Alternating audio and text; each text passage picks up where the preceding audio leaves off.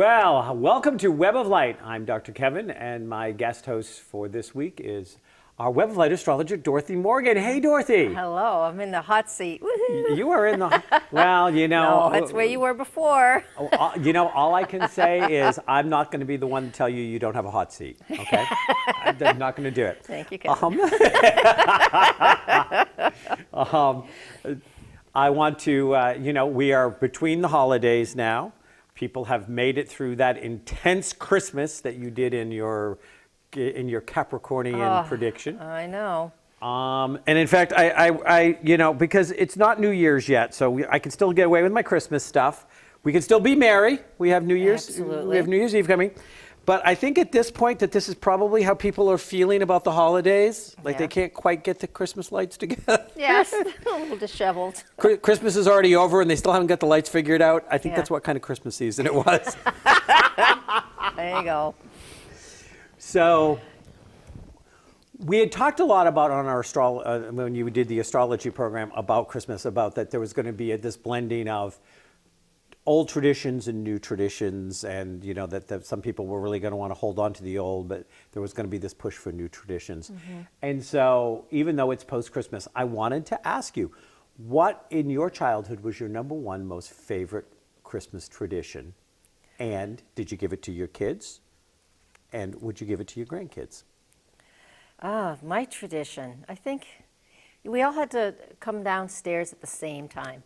I think it was so nobody could get in there first, but it was hard to squeeze everybody into one room. There's 6 kids and I have 5 siblings. So yeah, I did do that. I brought that on. Yeah, it's just like everybody at the same time. Everybody gets to open one thing at the same time, so nobody felt left out. And that is how we did. It wasn't, you know, nothing major, but yeah. Okay. Yeah. How about you? You know, the tradition that I most remember was spending Christmas Day going to visit grandparents and aunts and uncles, and that, you know, we would open up the gifts, but then you got bundled into the car and you went and you caught up with all your cousins because everybody went to grandma's house. And so you got to see all the family, your older cousins, your younger cousins, your aunts, your uncles, and it was this big, huge family thing. Yeah. And I don't have any kids, and you know, and I don't think that Jeff and I are going to have any kids. Not anytime soon, right? Well, he doesn't want kids. I wanted kids for a long time. Yeah. I really wanted kids. I was always about that I wanted to have kids, but. You know, Jeff doesn't really want kids, and you don't ever want to have kids with somebody who doesn't want to have kids. No, not good. And you know, now that I've, you know, turned 30, I just was 29 last week. But I know now you that were. I'm 30, yes, right? You know, I'm getting a little old for Saturn kids. return, yeah. I know. Yeah, maybe it was the second time around on that Saturn return. I'm not sure. We used to do sugar cookies. That's what I remember. Our Christmas cookies. Christmas cookies? We would make real Christmas cookies and then real frosting, and I did that with my kids, and I do it with my grandkids. Yeah.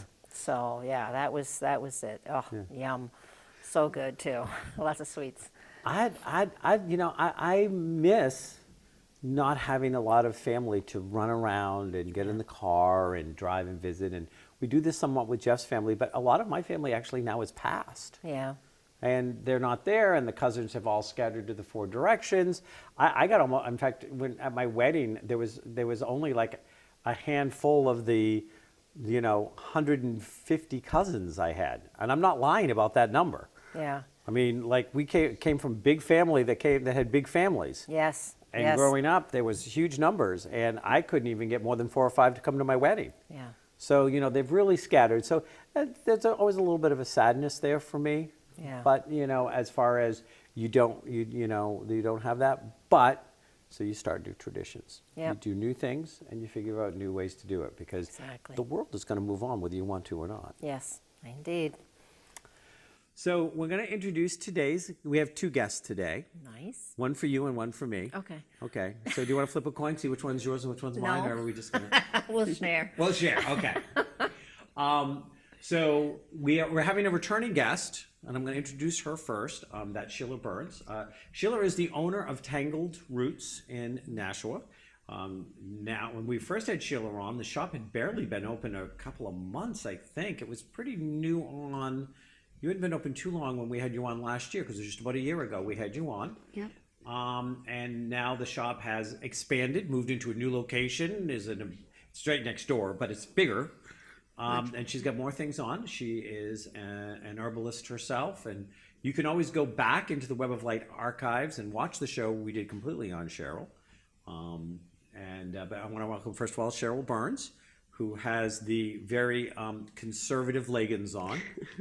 Sheryl, welcome back. Thanks for having me. Yeah. How long have you been open now? I'm trying to So it was a year in August. So August. Yeah. almost So when a I year had now. you, yeah, you hadn't been open that long when I had you on the first time. No, No. And you keep expanding. we do. We do. Now, one of the ways that you're expanding is you're actually bringing in our second guest, who we're going to introduce now, Sheilagh Cruickshank. I had it right before, and I think I just screwed it up. Cruickshank is an urban herbalist. I like that. Of course, some people are going to think that urban herbalists are like, drug dealers. They're like weed dealers or something, but that's not what she means when you say urban herbalist. Teacher and small space gardener who's been working with and learning plants for nearly 20 years. During that time, she studied with Rosemary Gladstar, completing the Science of an Art of Herbalism apprenticeship, advanced herbal training, and an ecstasy of teaching programs. An herbal instructor throughout North Shore, she's co-taught an apprentice program with the Green Witch. Now, don't say that fast too many times. No. Green Witch School of Herbalism for over 10 years and offered workshops at the International Herbal Symposium. She's currently a teacher for the Science and Art of Herbalism online course. You can get almost anything online these days. And she's a freelance writer. She contributes to the Herbal Quarterly and various herbal-based blogs. She's delighted to share the joy, empowerment, and self-care that connected with plants plants can bring. Sheilagh, welcome. Thank you. How bad did I murder your last name? It's not bad, no. Not bad. Okay. Okay, good. I'm used to it. Get used to it. Now, are you familiar with or have any connection with Herbalists Without Borders? I don't, but I think a few women that I have worked with before are into that program. Okay. Yeah. And I start with that question simply because I had the founder on my radio show, because I have the Dr. Kevin radio show, and we did a show on the Herbalists Without Borders and some of the work that they're trying to do to get herbalism out into other areas of the country and the world. Sure. Actually. So when I was reading that, it just popped in my head, and you'll find being on my show that what pops in my head pops out of my mouth a lot. Yes, it does. So, Sheryl, you had shared your journey with herbs on our show that we did a long time ago, and you're welcome to remind any of our listeners on it. But I'm going to start by with Sheilagh about what happened 20 years ago that made you become a plant lover. I think what it was I was in a completely different space, different things I was doing, different life I was leading, and it was a very stressful life. And what started to happen is I started to become ill and going to doctors all the time and doing what happens to a lot of people. You just get one prescription after another prescription and then this one to deal with that one. And it just became, I remember looking and saying, I have all these prescription bottles and I'm a young person and that shouldn't be happening. And I wasn't really getting a lot of answers from going to the doctor. And there's an herb shop right in my town. And I went down there, and the woman who runs it is now a good friend of mine, Terry. And she was offering some classes. I took some classes and met another herbalist. And we started working together. And she really helped me get on the path of wellness. And it took a while, and it took a lot of diet and lifestyle changes and adding herbs in. But it completely turned my healthcare around. And that's when I decided I need to do this. I need to know more, and then I need to bring this to other people. So, it's not an uncommon story here on the Web of Light show of people who their foray into any kind of alternative medicine became because of the disillusionment of Western medicine, Right. Yep. Right. and that they chose a different way. They chose to follow a different thing. Now, you have been now working with herbs for 20 years. What do you think are some of the biggest misconceptions people have about herbs? That they're dangerous. You see a lot of things, and you'll see a lot of, even on Facebook, you'll see a lot of articles that say herbs can kill you, or take this herb and you could have a heart attack. And I think there's so much misinformation put out there about how dangerous they are. The other misconception is that you can swap them out like you can swap medication, because that's not the way they work. You want to really get down to the core issues of what's going on. You can't say, oh, instead of taking ibuprofen, I'm going to take meadowsweet, or I'm going to take white willow bark. It doesn't work that way. It's not a Band-Aid situation. Of course, there are herbs for when you're going through acute situations at the time. But what you really want to do is get into the core of what is happening that's causing the symptoms that you're feeling. And that's one of the things that I think people don't understand about how herbalism works, that and the fear that they're dangerous. A lot of times herbalism, just like if you go to a homeopath, a naturopath, an herbalist, or a true, I'm going to say somebody that's truly studied one of the Eastern healing systems, acupuncture or things like this, that there is this holistic approach of looking at everything and seeing what it is to get to roots instead of symptoms. Whether that's, like what was the initiating cause, whether that's tangled roots, whether that's, but it all began with, I couldn't, it was too, Yeah. heaven forbid I don't work a joke in, right? But that it gets down to some of the core things. Even working as a medical intuitive, oftentimes I'm like, well, I know that that's what's showing up, but that's not what the problem is. That's just what the face is. Right. Yeah. It's that misunderstanding, yeah. I mean, even with the astrology, people who just read their sun signs and they think they know everything, and it's just one thing. And there is, the more you study, I'm sure you knew this, you learned this when you started studying it, that just gets deeper and deeper and deeper. Yes. So unless you've studied it, you don't know. Right. You don't know. So when people say, "Oh, don't take this because it's going to create a problem here," I have the same thing. The scientists, saying that, well, astrology doesn't work. It's like, well, you haven't studied it, so you really don't know. Same thing with the herbalism. Yeah. And there's years of study, and you never stop learning, do you? No, you never 'Cause the stop plants learning. reveal themselves Absolutely. into more You never, as we're ready for it. right. You Yeah. never master the plant world. Yeah. It masters you, Yeah. basically. You just have to get to know them Yeah. and have a relationship with them. Yeah. And that helps too. Yeah. To know and learn and to really tap into the healing that they bring. Yeah. Now, I know that back at the end of 2013, I had ended up in the hospital because I had a heart virus. And it was just a virus that had attacked my heart. I ended, when I got out of the hospital, I had like 12% of my heart working before they could get it, before they could figure it out. They called it idiopathic cardiomyopathy, which basically means that the idiots didn't know how it happened. And so, but one of the most interesting things, because I've worked, I don't classify myself as an herbalist. I'm a medical intuitive, and I've worked with some fabulous herbalists, and I've actually helped create protocols with herbalists from a medical intuitive standpoint, as well as their herbal background. I used to do a lot of work with Sal Andrea, who had the mustard seed up in Portsmouth, New Hampshire. Now it's in Northwood, I think. I think so, She's yeah. been around for 40 years doing Yeah. herbalism. And she had a near-death story with health, and that turned her into herbalism as well. Yeah. But I'm talking to the doctor, and one of the things people don't realize, and I'd like to have you talk about it more after I finish this, is that the doctor came in, and when he did a cardiac catheter of my heart, he said, "You have the heart of a 20-year-old. It's amazing. I've never seen somebody that has a heart. You're clean. It was just a virus." Yeah. Well, I knew I had a predisposition in my family for heart issues. So I've been taking heart health herbs for 20 years since I was in my early 30s, even though I'm only 29. And since my early 30s, I've been taking herbs knowing that there was a genetic predisposition to heart disease in my family.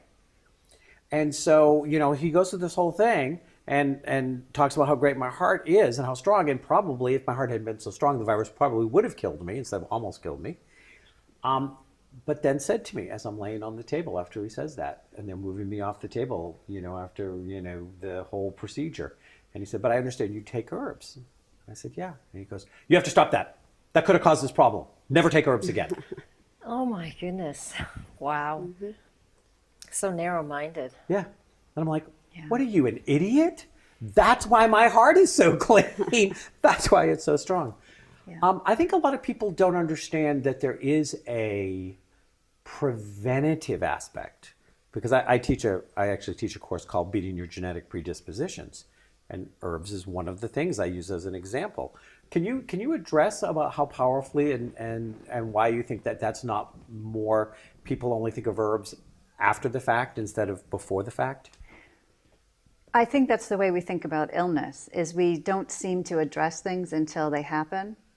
And that's just sort of the way we are. And I think that herbs definitely are very good at preventative actions. And when you know that you have something in your family or you're predisposed to something, taking herbs to deal with that is a really great idea. That was very smart of you to do that. And it can really help in the long run. So herbs are really good at preventing. But we do tend to only pay attention when we start to get sick.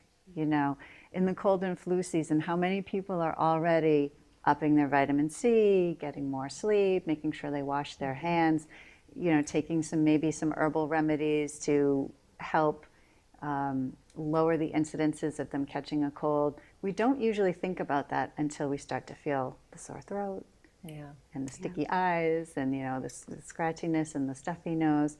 We don't tend to think about illness until it's right there. But being preventative in any way, getting enough exercise, ahead of time, can really help, especially with things like allergy seasons. And you want to get a jump on the cold season, the allergy season, a little bit ahead of time. And it's helpful. We can put triggers in our head, and I'm putting this out to our audience here, is if the first time they start trying to bully you into a flu shot on TV, on radio, in ads, you started doing that would be when you would start doing your preventative.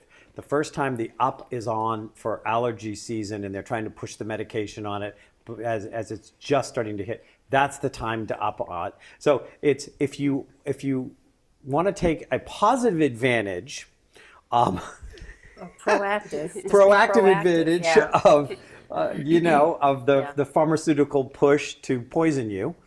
Oh, did I say that out loud? Mm-hmm. Yeah, very out loud. Oh, they.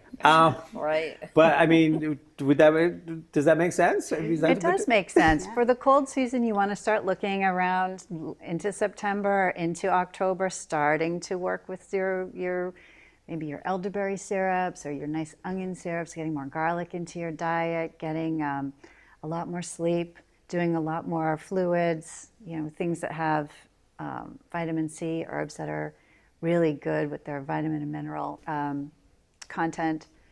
For allergies, you want to start probably at the end of the winter season, start gearing up for that. Start taking your local honey, start taking your herbs that help with battling the oncoming allergies. Because once you start getting your body ready, when that season comes, you've already got your defenses are building up.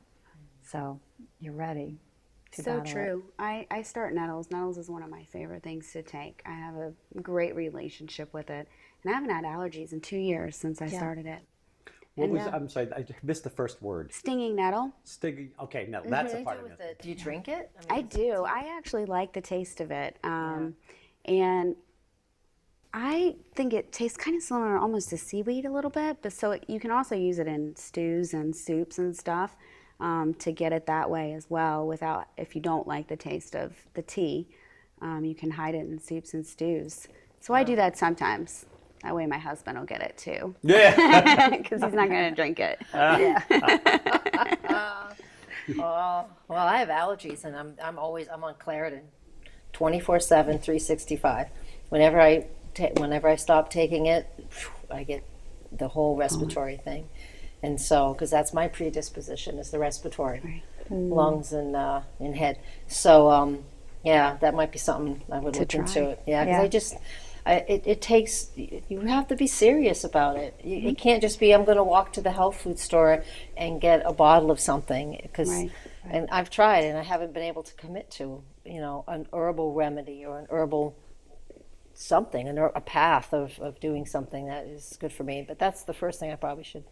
And just learning to incorporate it in easy ways and things you're already doing. Yeah, I mean, I do eat a lot. When you said stews and soups and stuff, and I do eat a lot of those. So if I could just drop it in there, You can throw all kinds of things in soups and stews. You'd be surprised. Yeah. Yeah. I know. I have to commit to it. See, that's the thing. You got to want to do it. I'm not a big cook anymore. My kids are grown. I did all of that, and ever since I don't have anybody to cook, I don't want to cook.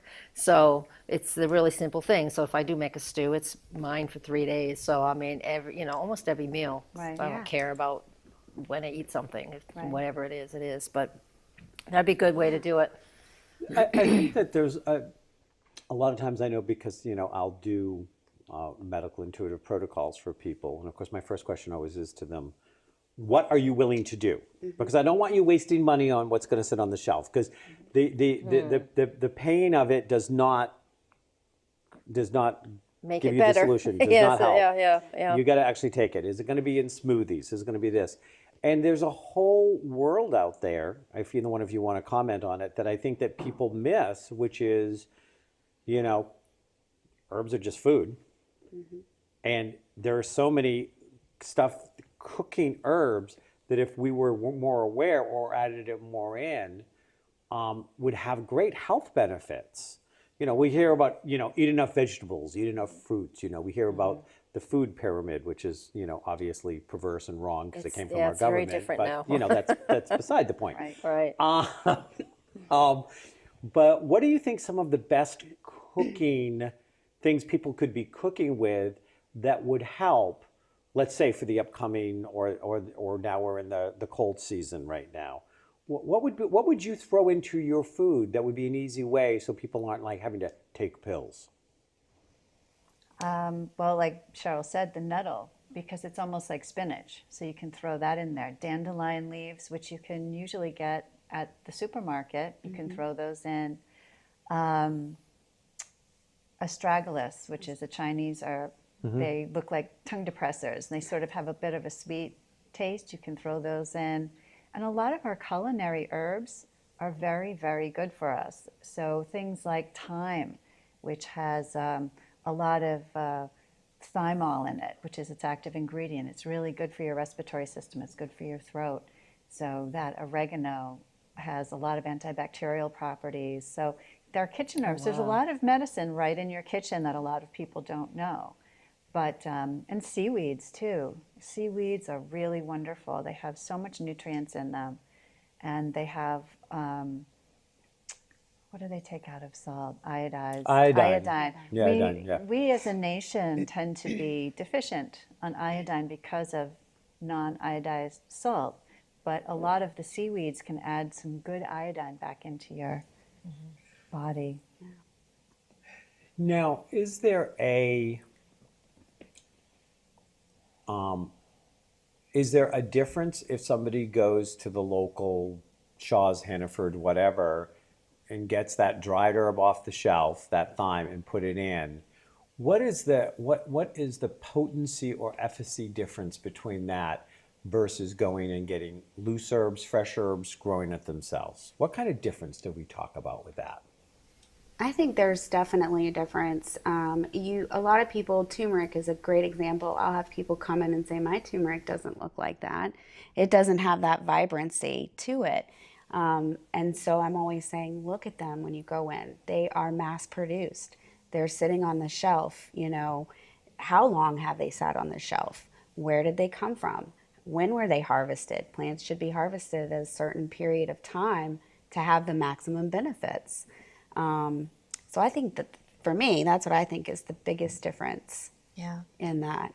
I agree. Yeah. And besides, they're usually in containers where the light can get at them. You don't know how long they've been sitting there. Like Sheryl said, they could be past their prime and you're not sure. A lot of times when people even get herbal supplements off of the shelf and say, oh, it just doesn't work, it could be that herb's been sitting there for a while and its potency has really gone downhill. So you want to get your herbs to be as fresh and green and as fresh smelling as you can, even if they're dried. So going to an herb shop is a great way to get fresh herbs and have, even if they're dried, to get really good quality if you can get them. Nice. Yeah. One of the things that I have to share with my clients sometimes is that even if they go to a place like Trader Joe's or Whole Foods, or they get some of these big brand names that are, supposed to be organic and all natural, one of the things they don't realize is in any of the blends, they can create the blend by the barrel. It can sit there for a year before they put it into the capsule. The FSC date is when they put it in the capsule, not when they broke it open. And so you may get something that says, well, it's got 6 more months of life, and really it didn't have 6 more months of life 6 months ago. Right. It was almost dead by the time they put it into the capsules because it's so mass produced. Right. Yep. And people need to know those things because that's why herbs, and again, I work with herbs and homeopathics and essential oils and all of them, but they all have a varying degree of, are you getting the good stuff? If you're not getting the good stuff, then it's not going to have the same effect. And that you always get a full-on side effect poisons when you get a pharmaceutical. So, there's no very question about that. But the herbs, it doesn't have the same thing. So you want to really be aware. Right. And it's a great project, especially if you have kids, if you have young kids. Mm-hmm. Grow a little herb garden with them and then show them how do you cut the herb and take it off and cook with it. Yep. Right. Now, there's some potency. Right. Yeah. If you're, Absolutely. Yeah, if you're cutting it off. Yeah.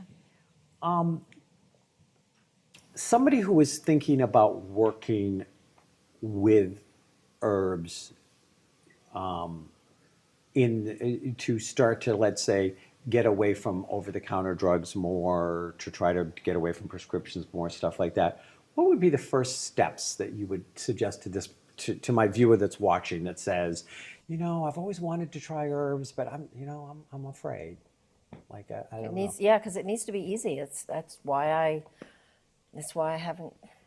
I can dig into astrology forever, but it's something new. It's just like to get to do something regularly, to create a pattern or to create a habit. Right. And it's got to be easy at first for most people to start doing something. Incorporating it into whatever you're already doing. Correct. Yeah. So it isn't another time sucker, or you start it for a while and then you feel like you failed because you stopped doing it. We teach a lot of classes out of the store. Yeah. A lot of intro classes that break it down. Sheilagh was one of my first year teachers, so it's interesting how it just comes full circle. Yeah. We're super excited to have her. Obviously, I have a great history of her teaching ability. Just dip your toe in the water, so to speak. Yeah. Come in and take one of the intro classes and see kind of how easy it can be. Yeah. Yeah. Yeah. Yeah. Start small. It's easier to start Yeah, small. I know. Because people think when they're going to start something new, they have to do everything at once. Yeah. You don't have to do everything at once. Just start small. Yeah. And what you also always want to do is if you're talking about medications, you want to make sure and research your herbs and make sure that it doesn't have contraindications with your medication, because some do. Absolutely. And you want to be aware of that, and you want to know for yourself and do your own research on that too, so that you know, or talk to your doctor if your doctor is of that mind. And I know integrative doctors and naturopaths are very aware of herbs, but a lot of other doctors aren't, I think. And that's why, going back to what your doctor said to you, they don't know the herbs, so they're just going to say, don't do it. Yep.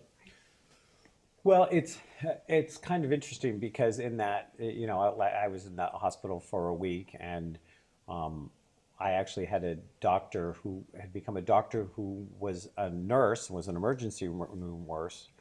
She was originally, I think, from Jamaica. This one became a doctor when she was in her 50s, went from being a nurse and went back to school and became a doctor. And when I first told her I was doing herbs, she wanted me to bring them all in, and she wanted to look at it, and she wanted to see what I was doing and stuff like this. Now, the big bad cardiologist, the one that told me I couldn't do it, literally bullied her into taking his side because she was like, well, I want to see what you're taking, and it's helped, and you have, I was 53 years old and on 0 medications. Yeah. And they're like, So not typical for the average right. American so man. not Right. typical. And No. so she wanted to know. He was completely shut down. But I always remember when I left the hospital, and was leaving, she went up, and I said to her, I said, remember why you became a doctor and why you were a good nurse. And she said to me just before she left, she goes, I take herbs. And she went out of the room. Of course she did. But there aren't a lot. And in this show, one of the things we talk about is we talk about MDs. And there are 2 kinds of MDs. You have MDs that are minor deities, and you have MDs that are managing directors. And if your doctor is not a managing director who says, if I don't understand herbs, but you want to do them, then get me the information or give me somebody to talk to. If you have a minor deity who has decided that you have to, bend at their altar, do what they say, and if they tell you to die on Friday, you better well die on Friday. Oh, jeez, I've never heard that. Then you Minor need to get a deity. new doctor. And people have to be empowered enough to say, you're fired. I've fired doctors before, and I don't deal with a lot of them, so my rate of firing them is actually kind of high compared to the few I have. Yeah. It's taking that control back, that power back of your own well-being. Yeah. Absolutely. And that's what I think that herbs do for you. You feel like this is simple, I can do this, and it helps me, and you feel empowered because you're able to help yourself, and you know what works for you. You can say, elderberry syrup works for me when I'm starting to get a cold, so that's what I'm going to take, and I don't need to go to the store and get Robitussin. I don't need to go and do those things, get the over-the-counter cold medications, because you've got your little herbal pantry at home, and you know what works for you. And so it's a sort of a empowering self-care thing. That's what really also drew me to herbs, is feeling like I can take care of myself. I know what to do when I don't feel well right now. Well, and and there is. What is your opinion on this? Which is, as you said, people wait till they get sick usually, even if they are watching. Oh, my 3 kids came home and they have the cold and the flu, but I'm still not going to do anything preventative. My spouse comes home and has I'm not going to do anything preventative. And I hope I don't get it. Yeah, I go to the I've seen that grocery more store than and somebody enough. sneezes Facebook, in my face, and I have to. No, I'm just not going to do it. But the other thing is, there's a lot of Dorothys out there. I'm going to pick on you for a second. And I get them in my practice as well. Oh, well, I can take my Claritin every day, but I can't take an herb every day. I can take my, blah, blah, blah, my XYZ with 54 side effects, but I can't take this. Why do you think that? What do you think that mentality comes from? And Lazy. how do you deal with it? Lazy. Well, no, it's not. It's Me. I'll speak for myself only. No bad letters. I don't think it's lazy. I think it's just the way that we've been programmed to be, that medicine makes more sense. And that's just how we're brought up. That's what we've seen our whole lives, that's what makes sense. Medicine, you go to medicine. And to transition off of that is going to take a little bit of work. And I think people feel like, I don't have time. But like Sheryl said, just start small.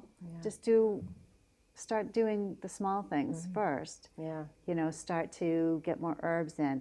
Because you're on Claritin now, and it's helping you. And that's good, because you can function. So you'd have to sort of start building up your system with the herbs before you would want to come off of that see. Yeah. Claritin. Yeah. Because you wouldn't just want to stop taking it.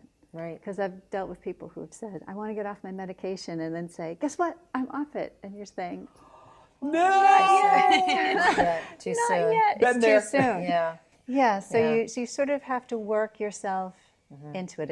It's definitely a transition. Yeah, And I it's had worth somebody doing. just this week because I have a little back thing going on, that's kind of going into my leg, and just moved the wrong way doing yoga. Can you imagine that?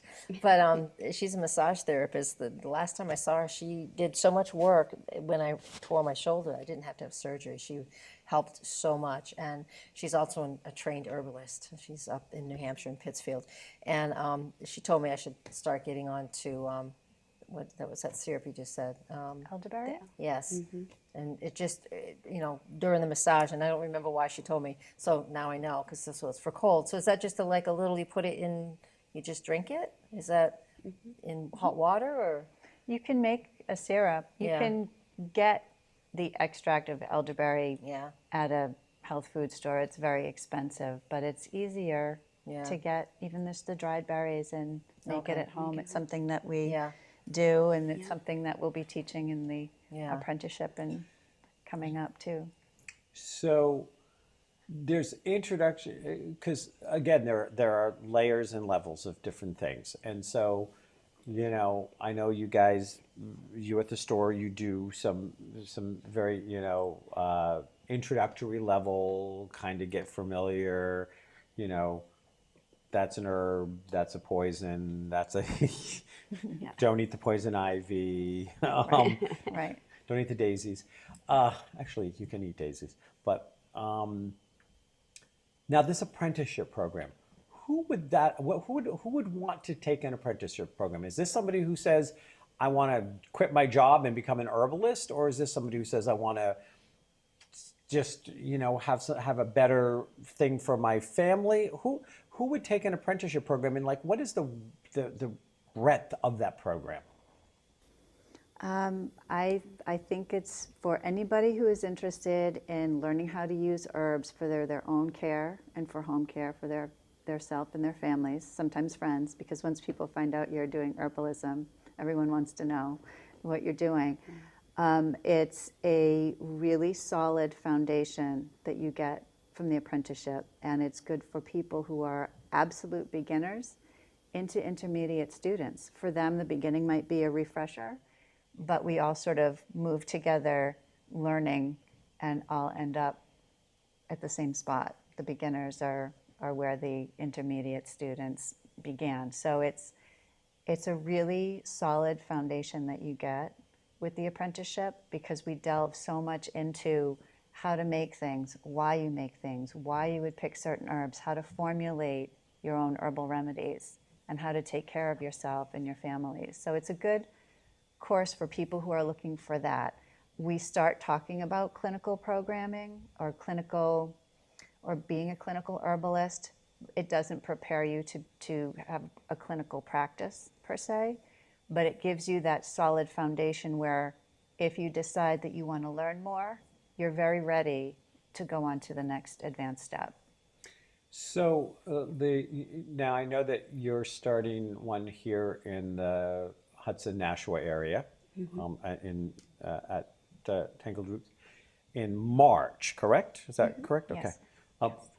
So Well, how long is is it like a day, a weekend? Is it 100 hours? It is 1,000 hours? I mean, can you just give me some brief description of what that person would be committing to?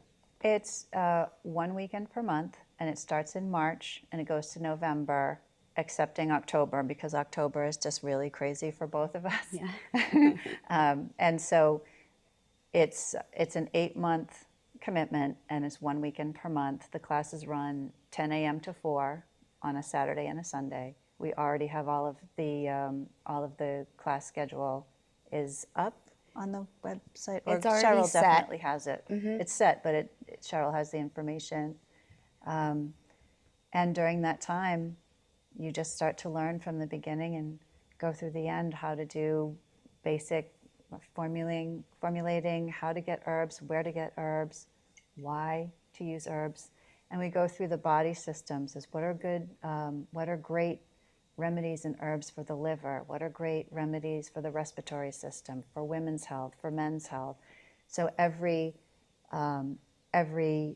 weekend, we're studying a different body system, or sometimes several during the same weekend, in different topics, aromatherapy, some basic aromatherapy, flower essences, making your own home body care products like creams and lotions and things. So Bath salts, don't forget the bath salts. Love the bath salts. bath salts, yes. Love But making bath salts. and it's how to make all the different things that you see, like making your own teas, making your own herbal extracts, making your own herbal oils and salves, so that you can do it at home and take care of yourself at home and have that knowledge. And it's a very practical course. It's very heart-centered, so there's a lot of folk wisdom that goes with it, but it's also very practical and effective. So it's about 80 to 90 hours of study. And the person is, this person's going to be able to walk out. Now, this is a hotbed word, and I want to say, and I always make this very clear on my show, that, I make it clear when people come to me, like I'm a doctor, but I'm not a medical doctor. I cannot diagnose, I cannot prescribe it, and all information for me, I get is intuitive in nature. So when I say diagnostics here, I'm not talking about the thing that's going to get the AMA's panties in a twist, okay? Because, they've kind of like copyrighted the word so that they can, like burn at the stake anyone who uses it that isn't paying their yearly dues to the AMA. No opinions are ever expressed on this show, just so you know. But is there a diagnostic kind of component as well? Would you get into, you say herbs to the liver, but is that person going to walk away with having an idea of what a liver that's not functioning right might look like? Is that going to be part of the program? Yes. So you would say, these are the things that you would consider might be connected to your liver not performing optimally. So it wouldn't mean you have liver disease or anything like that. It's just that maybe over the winter time you've had a lot of heavy foods and you're feeling sort of sluggish and your body's been working really hard to process that stuff. And so you're developing some things that sort of spring from that. Maybe some rashes, sometimes it's allergies, sometimes it's skin allergies or rashy things. And you say, well, let's look at the liver, let's tone the liver, and there are definitely herbs that correspond to the liver system and how to sort of help your liver work to its optimum. So these are the signs, these are the things that could be that if they're happening, could indicate you got a cranky liver, and this helps your liver be less cranky. Yes. Did I get that right? Yes. That's good. Well, and I think that's important to know, is because so often, and it's interesting because a lot of the old sayings and old wives' tales and stuff like that had a had basis in things like herbalism or an understanding of connectedness, because they used to talk about liver spots, and liver spots is a sign that the liver's not processing, and it will show up as spots sometimes, and that means your liver's a little cranky. Again, it's not diagnosing liver cancer. No. It's not saying that you just have a cranky liver. Yeah.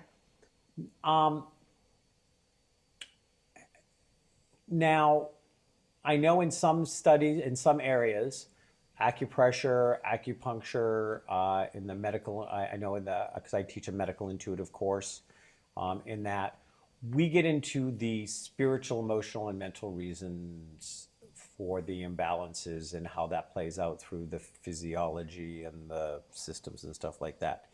Does any of that get covered here, or is that more like an advanced, or like a clinical, or does it not really get covered at all in anything that you guys are doing? Well, we definitely do talk about how your state of mind, how your emotions, how stuff that you're holding on to can affect your health, absolutely. And we definitely talk about that in women's health because a lot of that does affect women's health and men's health too. Yep. And I know that Sheryl, a lot of her courses do with a lot of spirituality, and we are going to talk about the spirit, plant spirit medicine, you know, connecting with the plant spirits that helps you connect and figure out what works for you the best and who are your herbal allies. And you know, at the first class, most people think it's a little what they call woo-woo, but it's Oh, we like woo-woo. Woo, yes. We do That's what woo-woo I call it. around here. Yep. Yeah. Woo is a good word on this show. Yep. but it's they get used to it. It is. Yes. I think a you're good seeing it thing. become very popular to talk about the plant spirit Yeah. aspect. A lot of the conferences, and I don't know, would you agree, are starting to really focus on plant spirit and the importance of that Yeah. and connecting. You know, one herb can do many different things. You know, two herbs can do the same thing and yet work differently on different Yep. people. Right. So it's really the relationship you have with the plant, the Right. one that is meant to be for you. Right, because not everything's going to work the same on everybody. Right. So. And you have a few herbs which work almost like a universal. There are some universal herbs. I know there's another name for it, and my brain is not letting me come up for it. But I know that there was another name for it. But that is pretty much almost good for everything. And Adaptogens, I think. are good. Adaptogens, yeah. Ashwagandha is one of my favorites. Yeah, Yeah. absolutely. Yeah. So that was my next question. I'm going to start with Dorothy and go with the circle this way. So what's your favorite herb? What's your favorite herb and why? She can tell me what her favorite sign is and why, but not My herb, I don't have a favorite. I use Celtic sea salt, so I don't have a herb. I don't herb anything. You don't herb anything? No. How herbless don't. of you. Even garlic hurts my stomach, so I can't even do garlic and onions. It hurts my belly. So I eat salt, Celtic sea salt. That's it. I don't. Yeah, my daughter and my sister are great cooks, and they eat all kinds of herbs. And they come to my. It's like nope, salt. That's all I have. So nothing. Okay. It really is nothing. Yeah, okay. So before you answer the question, Sheilagh, Celtic sea salt has come up a lot in the last couple of years, more so as, you know, one of the new favorite, you know, love you things that people talk about, and I get how my it's much trace better. minerals from The it. trace minerals and Yeah. stuff like that. How good is Celtic sea salt? Celtic sea salt is fine as a food additive. We all need, you know, if it's the sea salt, it probably has some iodine in there It does. Yeah, it's not been stripped of anything. that you would need. So yeah, that would add. But I mean, I certainly. eat lots of. I mean, I'm not a vegetarian, but I mean, I eat lots and lots of vegetables. So What's the difference between a vegetable and an herb? Sometimes not a lot. Sometimes nothing Not- at all. Sometimes nothing at all. yeah, I'm just saying. Yeah, yeah. Because some, you know, you could even say, and I mean, coffee's an herb, basically. Yeah. you It's know. my herb. Yes. It's definitely my herb of choice. Yeah. well, I like coffee. So there you So go. I didn't know. Favorite I didn't know. herb. Coffee's a It's an bean. I didn't know. I didn't think of it as an herb. I actually thought of it. I think of herbs as something that's green and a plant that's growing. The coffee bean is not the plant. It's I guess so. See, is. I tell you, I don't know herbs. I don't know them. Naive. Come take a class. Naive. I know, but Nashua is like over an hour from where I live. It's a long drive. That's the only thing. Yeah. I would love to. So, Sheilagh, what's your favorite? Do you have a favorite herb? Come on. It's so hard. to pick. You know what's coming. It's I love nettles that we talked about before. Is one of my favorite go-to herbs. Elder is a great herb. See, I can't keep myself to one. Ashwagandha, as you said, is really wonderful because it helps balance you out. But I think if we were talking, desert island, You could only take. I could only you could take one. You could only take 3 herbs with you. I'll give you 3 herbs you could take with you on a desert island. I would take nettle. I would take ashwagandha. And I would take goldenrod. That's also one of my favorites. Goldenrod, Goldenrod. not golden seal. Okay, Yeah. good. So I too would take ashwagandha and nettles. They are in my top. And then I suppose if I was stranded on an island, I might take hibiscus or lemon balm. I love lemon balm too. Lemon balm, I'm seeing great results with people lately because it's known as the busy bee herb. We're all busy. When we're not busy, our heads are busy, our phones are busy. Like everything is constantly going, and lemon balm just slows all that down. Trust me, the desert island would slow it down. Yeah, There's no that's cell true. service. But you might be a little stressed out by being on that island stranded because it can also calm the nervous system down. So,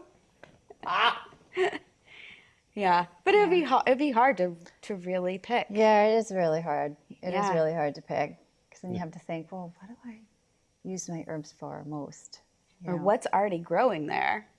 Oh yeah, Yeah, and what could I seed that would grow right. to keep me moving forward? Yeah.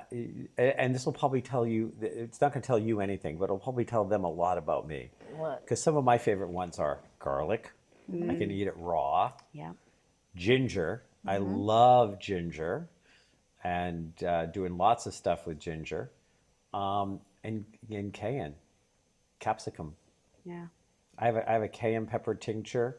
And I'll tell you, there are so many things, 3 or 4 drops of really intense cayenne pepper tincture. Yeah.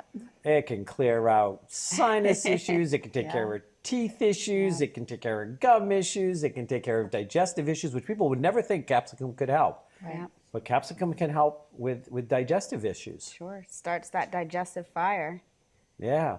Yeah. So, I take it to try to, get out of the sluggy kind of wallflower energy personality that I have. I take capsicum to, get out of my shell. It's in his coffee. It's creamer in his coffee instead of dairy. So somebody would want to do the Herbal Apprentice program to improve their own choices and knowledge for self-health issues, for family and friend health issues. Now, do you, whether it's at the store or somewhere else, do you teach a clinical level of herbalism? I don't right now. Okay. No. Okay. But there are some wonderful programs out there that I could help people move on to until I do my own, which I keep saying I'm going to do, but I just haven't. I haven't yet. Well, if you go to Web of Light, actually, if you put in Web of Light and Dr. Kevin and Time of Capricorn or Capricorn or anything, you'll get the YouTube channel because this goes out on the public access channel actually from Maine to California. But we also have a YouTube channel that we do there for people that want to pick it up. And you definitely, with what you just said, you want to watch the astrology show we just did on Capricorn about there's a time coming up that's a really great time to do something like start your clinical program. So just so you have the astrological assistance, you always have the stars working with you. Yeah.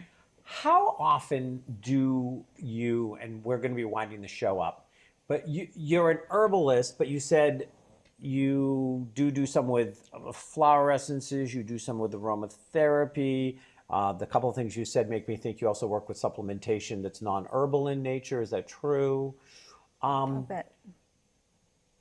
If you had to have around the table, if the most horrible health thing came out of nowhere and hit you, and you could have 5 people around that table that were going to help you because you can't help yourself, who would you want at that table? That's interesting. I would definitely want, as far as their Yeah, what they the practice? practitioner, yeah. I would want an herbalist. I would want an acupuncturist. And I would probably want an integrative doctor or a naturopath, possibly a massage therapist. Okay. Okay, well, we're out of time, so you got off the hook for that. You can think about it. I want to thank Sheila Burns from Tangled Roots Herbal on 95 West Pearl Street You in bet. Nashua, New Hampshire, and Sheilagh Cruickshank, Yep. who is. We did a ton of stuff of what you did. Go to the front of the show and you'll see it all again. I want to thank you for coming. Thank you. Your health is yours.